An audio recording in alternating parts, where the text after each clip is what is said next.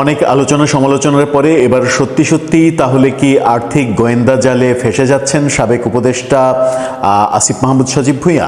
তেমনটাই মনে হয়েছে। গত রাতে যে খবরটা চাঞ্চল্যের সৃষ্টি করেছে সেই খবরের পরিপ্রেক্ষিতে এটা মনে না হওয়ার কোনো কারণ নেই। আসিফ মাহমুদ সজীব ভুঁইয়ার ব্যাংক হিসাব তলব করা হয়েছে, তার মানে তার বিরুদ্ধে প্রসেস শুরু হয়ে গেছে। দুদকে বহু অভিযোগ জমা পড়েছে এরকম তথ্য শোনা গেছে। একটি গণমাধ্যম, একাধিক গণমাধ্যম, মূলত বাংলাদেশ প্রতিদিন, এরপরে কালের কণ্ঠ যে ইনভেস্টিগেটিভ রিপোর্ট করেছিল সেই রিপোর্টের পরে আমরা জানতে পেরেছিলাম যে দুদকে শত শত অভিযোগ জমা পড়েছে উপদেষ্টাদের বিরুদ্ধে। সব থেকে বেশি অভিযোগ জমা পড়েছে আসিফ মাহমুদ সজীব ভুঁইয়ার বিরুদ্ধে। আসিফ অবশ্য তিনি বলেছিলেন যে সাকিব আল হাসানের ভক্তরা মব তৈরি করে দুদকে তার বিরুদ্ধে অভিযোগ করেছে, যা পরবর্তীতে বেশ হাস্যরসের জন্ম দিয়েছিল। এবার তার ব্যাংক হিসাব যখন তলব করা হলো, অর্থাৎ আর্থিক গোয়েন্দা জালে তিনি ফেসে যাওয়ার আশঙ্কা যখন তৈরি হলো, তখন তার বক্তব্য কী হবে, এনসিপির বক্তব্য কী হবে, আর বাংলাদেশ সরকারের পরবর্তী পদক্ষেপ কী হবে? শোনা যাচ্ছে আগামী 2 থেকে 3 দিনের মধ্যে আসিফ মাহমুদ সজীব ভুঁইয়ার সমস্ত লেনদেনের ইতিহাস জানতে চাওয়া হয়েছে। চলুন একটু ভেতরে ঢুকে বোঝার চেষ্টা করি যে প্রকৃত রহস্যটা কী। থাকবেন দর্শক। বলছিলাম আসিফ মাহমুদ সজীব ভুঁইয়ার ব্যাংক হিসাব তলবের মাধ্যমে তার বিরুদ্ধে এক ধরনের অ্যাকশন, তার বিরুদ্ধে যত অভিযোগ সেই অভিযোগের ভিত্তিতে কার্যক্রম শুরু করেছে সরকার, এমনটা আমরা দেখছি। নতুন সরকার দায়িত্ব নেওয়ার পরে বিগত সরকারের কোনো ব্যক্তির বিরুদ্ধে এটাই প্রথম পদক্ষেপ। যাত্রা শুরু কেবল গণমাধ্যম, আপনারা অনেক গণমাধ্যম, প্রায় সব গণমাধ্যমের লিড নিউজ হয়েছে গত রাতে। এটা যমুনা টেলিভিশনের শিরোনামটা আপনারা দেখে নিতে পারেন। সেখানে তারা বলছে সাবেক উপদেষ্টা আসিফ মাহমুদের ব্যাংক হিসাব তলব। অন্য সব গণমাধ্যমে আমরা দেখেছি একই কথা বলছে। সেখানে বলা হচ্ছে অন্তর্বর্তী সরকারের সাবেক উপদেষ্টা, জাতীয় নাগরিক পার্টির এনসিপির মুখপাত্র আসিফ ভুঁইয়ার ব্যাংক হিসাব তলব করেছে আর্থিক গোয়েন্দা সংস্থা Bangladesh financial intelligence unit, BFIU। এই সংস্থা যখন ব্যাংক হিসাব তলব করে, নিশ্চয়ই কোনো না কোনো বড় তথ্যের ভিত্তিতেই সেটা তলব করেছে। দেশের সব ব্যাংক আর্থিক প্রতিষ্ঠানের কাছে এই সংক্রান্ত নির্দেশনা পাঠিয়ে তার অ্যাকাউন্টের তথ্য চাওয়া হয়েছে। BFIU এর সংশ্লিষ্ট একজন ঊর্ধ্বতন কর্মকর্তা বিষয়টি নিশ্চিত করেছেন। সংস্থাটির পাঠানো চিঠিতে বলা হয়েছে, লেনদেন তলব করার এই নির্দেশের ক্ষেত্রে মানি লন্ডারিং প্রতিরোধ বিধিমালার সংশ্লিষ্ট ধারা প্রযোজ্য হবে। অর্থাৎ দুদকে যে অভিযোগগুলো জমা পড়েছে তার মধ্যে আমরা শুনেছি যে মানি লন্ডারিং, বিটকয়েন লেনদেন, এই ব্যাপারগুলোও রয়েছে।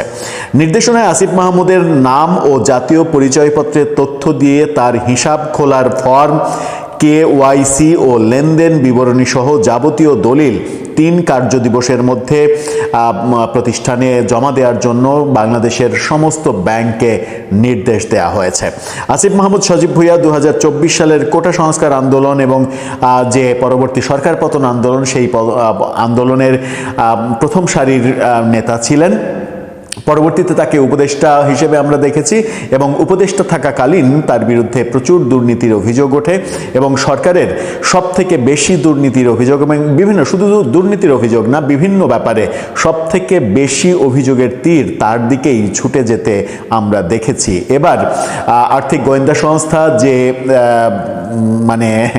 সিদ্ধান্ত নিল, যে তলব করলো এবং যে তথ্য তারা চেয়ে বসলো, এই ঘটনা বলে দেয় যে কুছ হতা হ্যায়, মানে কিছু কিছু হয়তোবা হতে যাচ্ছে। আমরা গতকালকেই এই ঘটনা যখন রাতে রীতিমতো গণমাধ্যমে চাঞ্চল্যের সৃষ্টি করেছে, তার আগে দিনের বেলায় আমরা দেখেছি যে দুদকের মহাপরিচালক তিনি পদত্যাগ করেছেন 2 পরিচালককে সঙ্গে নিয়ে।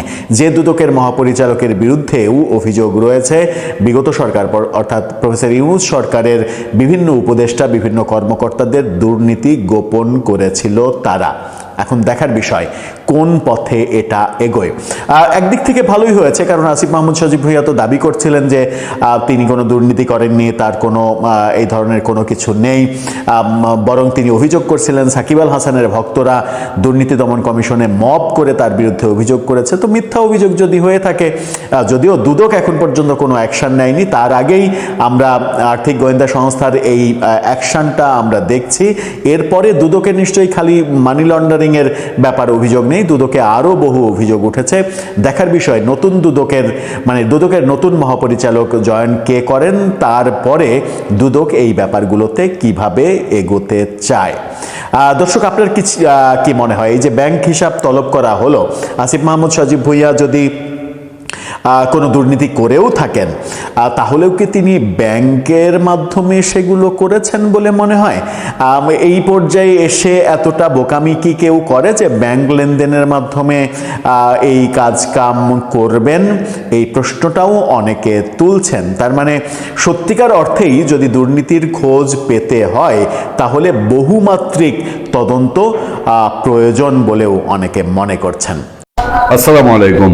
খবরটা শুনে অনেকেই যারা প্রত্যাশা করছেন বিএনপি সরকারের কাছে দুর্নীতি বিরোধী জিরো টলারেন্স বা দুর্নীতির বিরুদ্ধে শক্ত অবস্থান নিক, অথবা যারা মনে করছেন যে হ্যাঁ, বিএনপি আসলে ডক্টর ইউনূস সরকারের আমলে যে দুর্নীতির মৎসব চলেছে সেটার অন্তত জবাবদিহিতা, বিচার, সেগুলোর মুখোমুখি হবে, তারা হয়তো একটু উচ্ছ্বসিত হবেন। কিন্তু আমি কেন যেন অত একটা আশাবাদী হতে পারছি না। খবরটা ইতিমধ্যে আপনারা অনেকেই জেনে গেছেন হয়তো, যে ডক্টর ইউনূস সরকার, আমরা বলেছি যে তার দুর্নীতির, সে নিজে সহ তার দুর্নীতির যে যজ্ঞ, দুর্নীতির মহাকীর্তি, মহা অনুষ্ঠান দুর্নীতির, তার পথিকৃৎ হচ্ছে একটা ফিগার, সেটা হলো আসিফ মাহমুদ সজীব ভুঁইয়া, ডক্টর ইউনূস সরকারের ছাত্র প্রতিনিধি।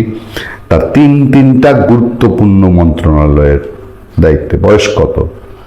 27-28 বছর, 30 পার হয়নি এখন। অন্তত পত্রপত্রিকা তার সার্টিফিকেটের যে এজ জানা যায়, 1998 সালে তার জন্ম, এটা 2025। 27 বছরের একটা ছেলেকে বাংলাদেশের ক্রীড়া, স্থানীয় সরকার ধরা হয় যে স্থানীয় সরকার মন্ত্রণালয়টা প্রধানমন্ত্রীর পরে, প্রধানমন্ত্রীর আওতাধীন যে মন্ত্রণালয়গুলো থাকে সেগুলোর পরে স্থানীয় সরকার মন্ত্রণালয় গুরুত্বপূর্ণ মন্ত্রণালয়। বাংলাদেশের রীতি অনুযায়ী আওয়ামী লীগের সেক্রেটারি, বিএনপির সেক্রেটারি, বিএনপি যখন 4 দলীয় জোট সরকারে ছিল তখন আব্দুল মান্নান ভূঁইয়া স্থানীয় সরকার মন্ত্রণালয়ের মিনিস্টার। আওয়ামী লীগ যখন ক্ষমতায় ছিল সৈয়দ আশরাফুল ইসলাম, ওবায়দুল কাদের, তারা এই সরকারের এই সব গুরুত্বপূর্ণ মন্ত্রণালয়ের মিনিস্টার। সেই মন্ত্রণালয়ের দায়িত্ব দেওয়া হয়েছে এই 27 বছরের একটা লুটেরার হাতে। এবং প্রতিষ্ঠিত পাবলিক পারসেপশন যে যা ইচ্ছা তাই করেছে, তার কর্মকাণ্ড কারখানা একটা দুইটা না, সে নিজে করেছে। তার বাবা, তার পরিবার দুর্নীতির কারণে অভিযুক্ত হয়েছে। তার বাবার দাপটে কুমিল্লার মুরাদনগরের মানুষের টেকা দায় হয়েছিল। তার বাবা ঠিকাদারি লাইসেন্স নিয়েছিল, সে আশ্চর্যজনকভাবে বলেছে আমি জানি না তো, এতেই করে পাপমুক্ত। সে অস্ত্রসহ বিমানবন্দরে অস্ত্রের ম্যাগজিন ফেলিয়ে এসছে। মানে হতভম্ব একটা সিচুয়েশন। সে যেখানে চপ্পল পরে ঢাকা ইউনিভার্সিটির হোস্টেলে সে পাতলা ডাল খেয়ে চলা ছেলে, তার গেট আপ, তার কেটস, তার হাতের ঘড়ির দাম, তার খাওয়া দাওয়া ওয়েস্টিন হোটেল ছাড়া হয় না, সেই লোকের বিরুদ্ধে বাংলাদেশ ব্যাংকের ফাইন্যান্সিয়াল ইন্টেলিজেন্স ইউনিট 3 দিনের মধ্যে তার বাংলাদেশের সমস্ত ব্যাংক হিসাবে তথ্য চেয়েছে। ব্যাংক হিসাব খোলা টোলা হাবি জাবি, মানে ব্যাংকে কি আছে না আছে। আচ্ছা, গত কয়েকদিন ধরে আমরা যত আলোচনা পড়েছি এবং যতগুলো অভিযোগ দুর্নীতি দমন কমিশনে জমা হয়েছে সেগুলোর রেফারেন্স এবং পত্রপত্রিকায় যে নিউজগুলো এসছে, আমি $10 বিলিয়ন বাদ দিয়ে দিলাম। বাদ বাকি যে অভিযোগগুলো এসছে যে তার পয়সাগুলি সব ক্রিপ্টোকারেন্সির মাধ্যমে সে দুবাই, অস্ট্রেলিয়া, সিডনি, বিভিন্ন জায়গায় সে আগেই পার করে দিয়েছে। ফলে এই ছেলের ব্যাংক হিসাব ঘেটে কি আদতে তেমন কিছু পাওয়া যাবে বা পাওয়া সম্ভব? হ্যাঁ, আশার আলো যে অন্তত ইউনূস যদি থাকতো, ডক্টর ইউনূসের ক্ষমতা থাকলে বা ওই সরকার থাকলে এখন তো ব্যাংক হিসাব তলবের ঘটনাও ঘটতো না, কারণ সে তো পদত্যাগ করেছিল 10 ডিসেম্বর পদত্যাগ করেছে। জানুয়ারি গেছে, ফেব্রুয়ারি থেকে ইলেকশন গেছে, এই 2 মাস ধরে অভিযোগ তো তার বিরুদ্ধে চলছেই। অভিযোগ, অসামঞ্জস্যতা তার চলাফেরায়, তার কথাবার্তায়, তার কাজে কর্মে।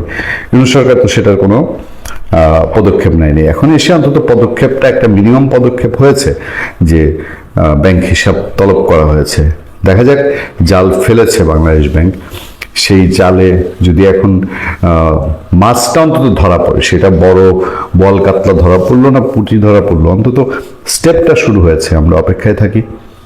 ভালো থাকবেন, সুস্থ থাকবেন। আপনাদের সাথে আমি আতিক রহমান, পূর্ণিয়া।